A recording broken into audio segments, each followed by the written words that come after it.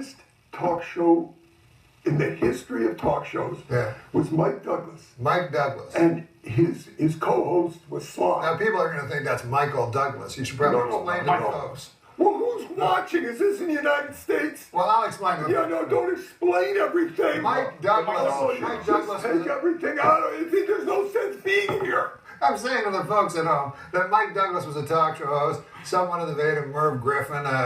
He was a singer. Call me when you're through, because I forgot what I was talking about. Okay. And he had a talk show. His co-host this week was Sly of Sly and the Family Stone. Sure. And he was stoned out of his bird. Probably. So they opened the show, and he says, Sly, I understand you're getting married.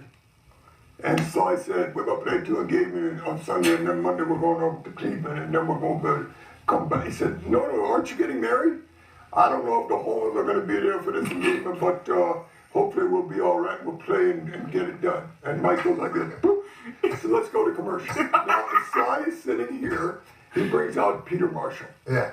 From Hollywood Squares. Peter sits right here. Because the idea of the show is don't do this, don't do this. And he says, Peter, who's a great guy, by the way, Peter, he says, you're taking Hollywood Squares to Vegas. You're taking it to the road. Yeah. He says, yeah.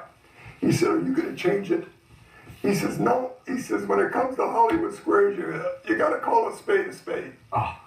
And Sly turns to Peter Marshall on this show and said, I'm going to get you. They go to commercial, they come back, and Sly is still staring at Peter. And Mike Douglas now says, ladies and gentlemen, it gives me great pleasure to bring out the smallest man in the world, Ringling Brothers' own Mishu the Midget. And this guy comes out, and he is the smallest man in the world. Mike picks him up, puts him in the thing, his shoes are like this, that's what you see. And so what you see on camera now is Sly still staring at Peter. Yeah. And him talking to Mishu. And he says, Mishu, how old were you when you joined the circus? And Mishu said, he said, what? No, when did you first join? He said, Kran. He said, do you speak English? He said, he said, oh my God, let's go to commercial. They come back, they bring out his interpreter who is wall-eyed. And that's what you had for the last part of the show. Sly staring at Peter and a wall-eyed interpreter with a midget who didn't speak English. That's going way smoother than this show. I had a little guy on my show that I found in the little person. A little person. Should explain to the folks. And he was an alcoholic. And we put him up. Yeah, we put him up at the Royal York Hotel, and I would get calls. Mr. Einstein, you're a midget. The Royal York down the hall is a very famous hotel in Toronto. Mr. Einstein, your midget is walking down the hall in his underwear. I said, first of all, I don't own him. Yeah. He's a guest on the show, and Who they'll said call that my to you? midget. The Royal York called me.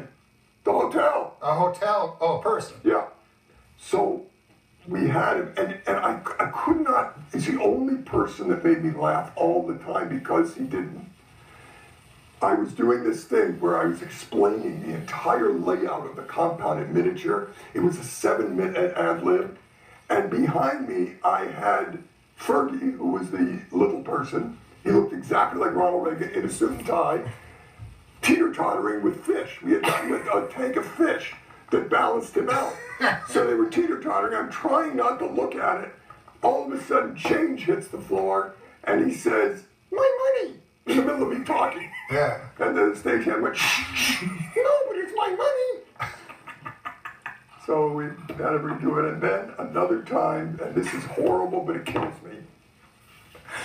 John Biden was the host of Bizarre. Yes, he was the host.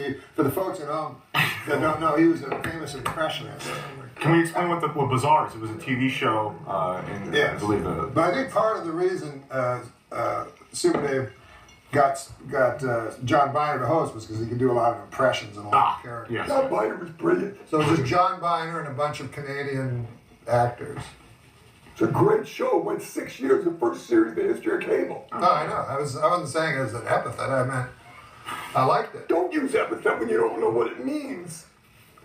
We went over words before this show, and I asked you, do you know what epithet means? You said no. And now you use it.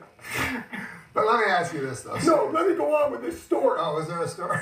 So, Biner brings me out. I was also the producer on the show. You played, and he showed, and you played the producer. oh my God. And he showed a clip of me screwing up. So I said to him, you know what? I quit. Go to Hollywood and get some coke sniffing producer. I'm gone. And we're walking down the hall. And I'm talking about human decency and how to treat people. Yeah. We go into my dressing room and it's a freak show. I've got a blow-up doll on a swing. Yeah. It's the kinkiest place. I open the shift robe and take Fergie out. He was sleeping. Put him on the ground. He has bunny shoes on. I snap a rubber glove on his head. And now we're walking.